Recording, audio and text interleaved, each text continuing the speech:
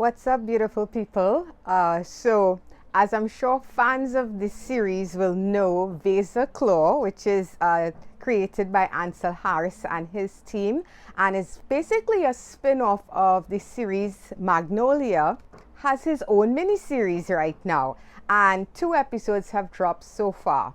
Now, unfortunately, my bad, I did not get a chance to review episode 1 as soon as I wanted to. You know how it goes, guys, and this is a one-woman show, so editing one video might seem simple, but it actually takes a lot of time. So I decided, you know what, I'm going to put the two together, and I'm going to talk about both episode 1 and 2 right here. So let's get into it. And Vaser Claw, this character, like I said, was introduced in Magnolia. He's played by Jamel James, and we get to see him have his own epic story here. Now, whereas Magnolia we'll think of as a straight up superhero series, the likes of Miss Marvel, Vaser Claw is definitely more like of a sci-fi epic.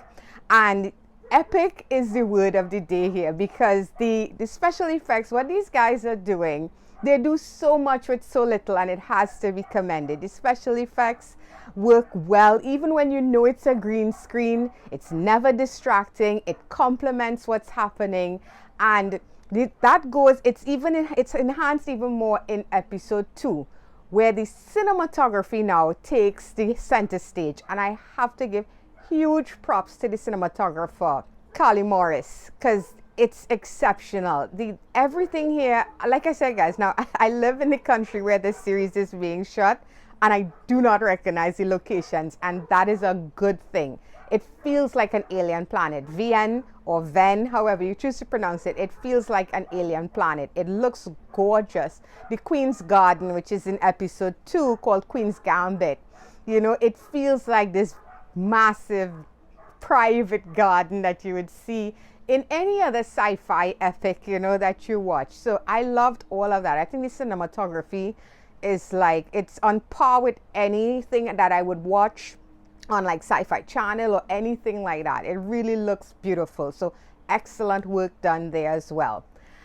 So in episode 1, what we're basically getting is the origins of Vaser Claw, as well as he has a story where he's hunting down a man or a being called Excalibur, someone that everybody believed has been dead for a long period of time, and he has direct ties into Vaser Claw's tragic backstory.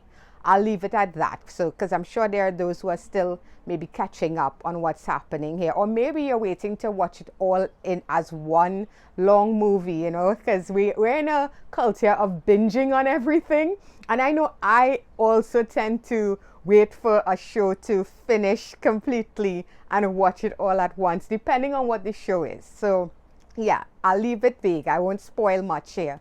But yeah, like I said, it is his origin story, and we get to see the beginnings of where he came from. Of course, you know, these types of stories, they have similar beats, but what we're doing here is we're getting our own version of it. They're putting their own spin on it.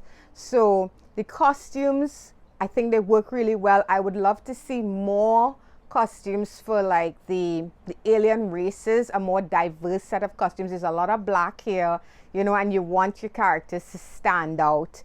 Although I must say the actors, Vaser Claw's costume is epic. You know, we're getting some Assassin's Creed vibes there when he pulls up his cloak, and that all of that works. But the costumes, I would love to see characters like Inferna get her own magnificent costume. I mean, her powers are fire-based, so maybe we get some bright orange and yellows in there, that kind of thing. Just saying, you know, if you want to make it more badass fire, you could go blue, you know. So the costumes, the practical effects, guys, if we get our first practical makeup alien in episode 1, I loved it. It reminded me of work I'd seen in like Farscape. And Farscape, we're talking, that's Jim Henson, baby. So you know it was really well done. I really loved how it looked natural, and it works in the environment, you know. So it, like I said, this is more sci-fi than superhero. So when you go in there, don't expect to see Magnolia so much, so it is a different genre that we're dealing with.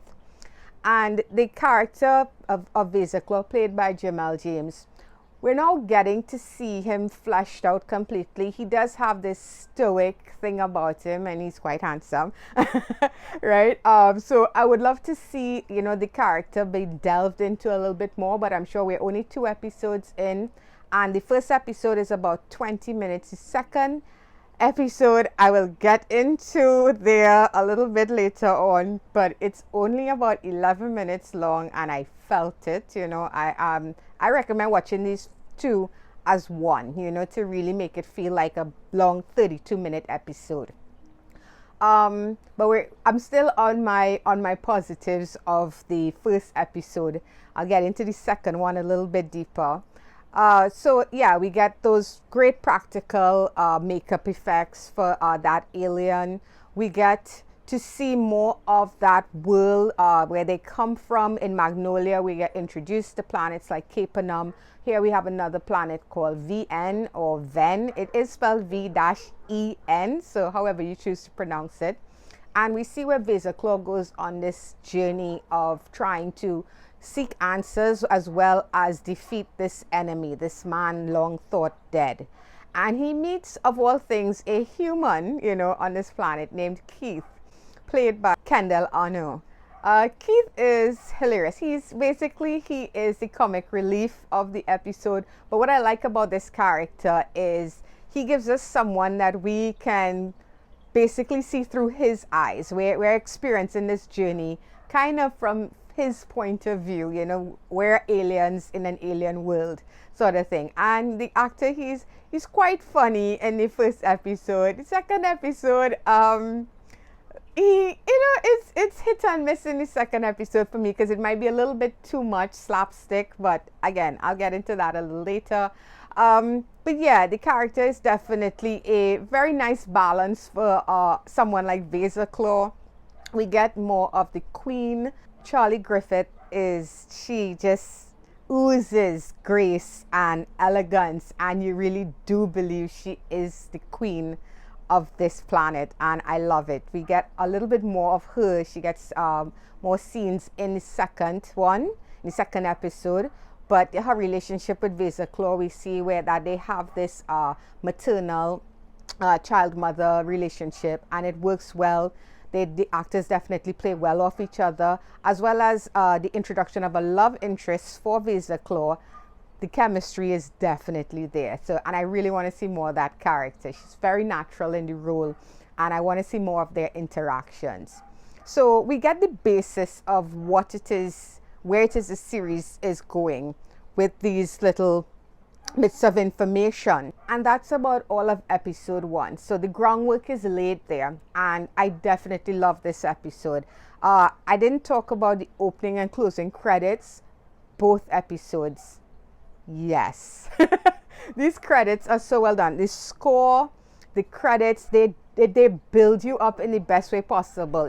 When you hear that Avengers theme song, it makes you think of all the action and adrenaline that's coming your way, and the credits in Vaser Claw, it does that in spades. It really builds this up in a way that it makes it feel so much larger than it actually is, so we know we're in for something great every time.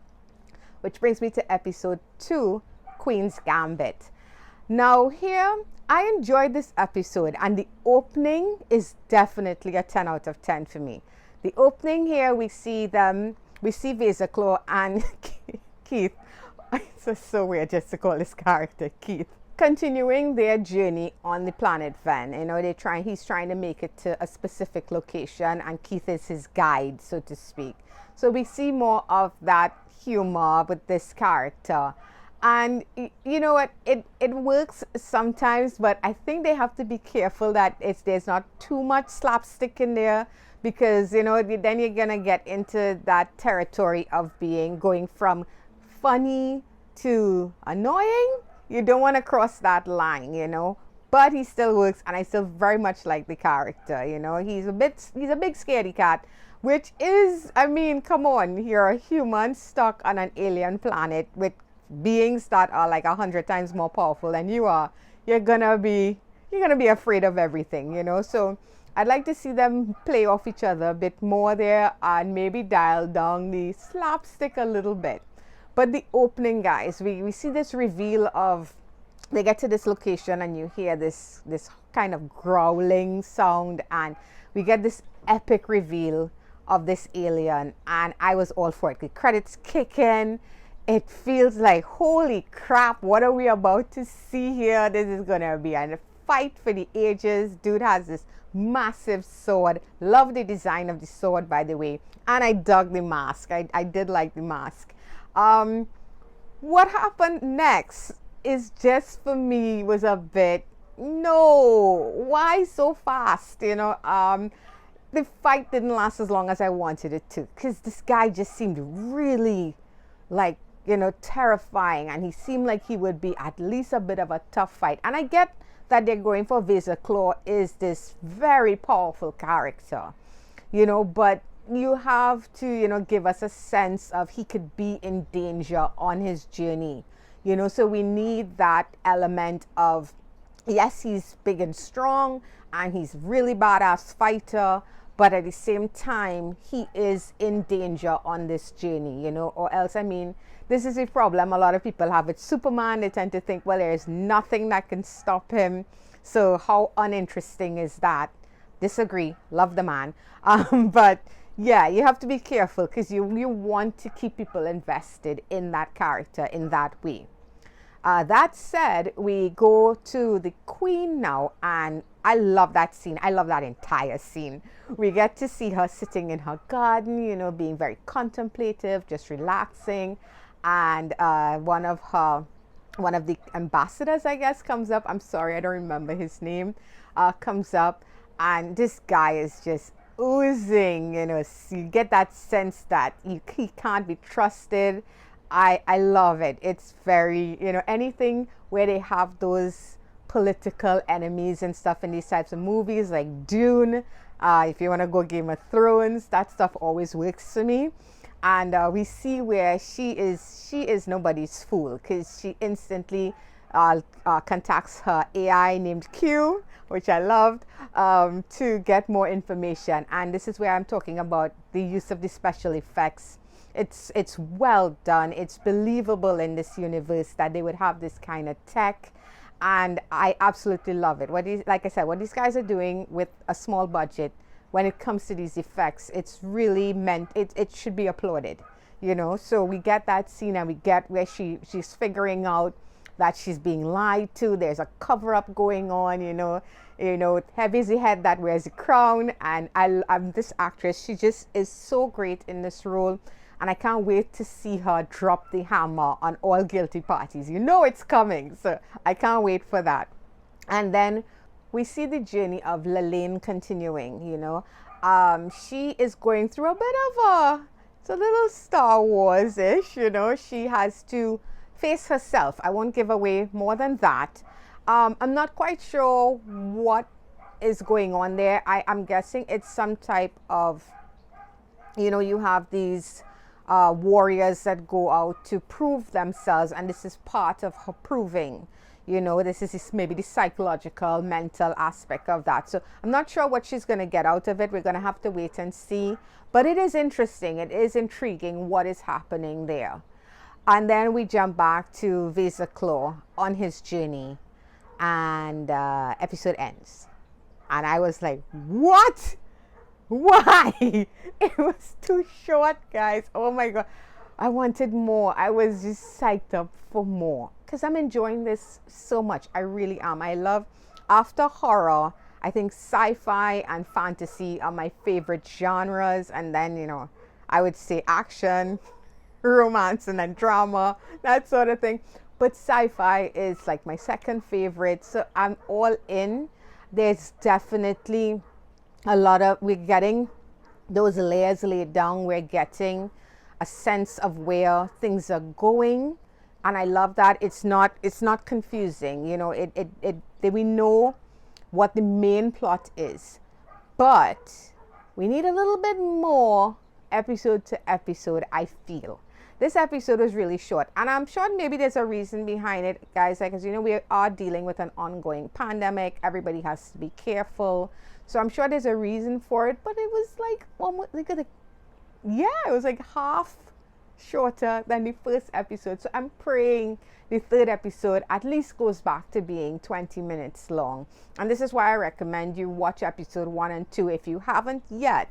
You watch them together and you'll get one long half an hour episode, you know, because this one left me chomping at the bit for more, which is a good thing, but it's also a frustrating thing. So please, let's have longer episodes. That said, guys, I enjoyed both episodes immensely. I mean, if I have to treat it as one giant episode, for me, this is like a 7.5 out of 10 across the board, right? Episode 1 I did enjoy more than episode 2, but only because of the length of the episode, right? So it for me, it's like a 6.5 out of 10 for both episodes, really, you know. So it's nothing, it's no flaws really with that second episode, other than my biggest grouse, the fight scene didn't last long enough. It was such a cool build up, such a great opening, and it ended in like, I don't even think it lasted like a minute. That guy was huge. Come on, you know, let's see a little bit more there. So I hope in future we do get a little bit more epic fight sequences. We want to see what Vaser Claw can do. I know he's super powerful, but I don't want him to be One Punch Man because that would get old very quickly. So Vaser Claw episode 1 and episode 2, guys, 6.5 out of 10. Absolutely loved it. Definitely excited to see where it's going. And if you haven't seen it yet, I highly recommend checking it out. It's over at GT Network. You can watch out both episodes there. So that's gonna be it, guys, and I hope you enjoyed this. If you did, you know what you need to do. Hit that like button. It's always appreciated. If you're new and you'd like to subscribe to my channel, you can click on the link. You can click on my face when it pops up right about there, and you can check out past reviews for both local and foreign content right along this way. So until the next one, guys, bye bye.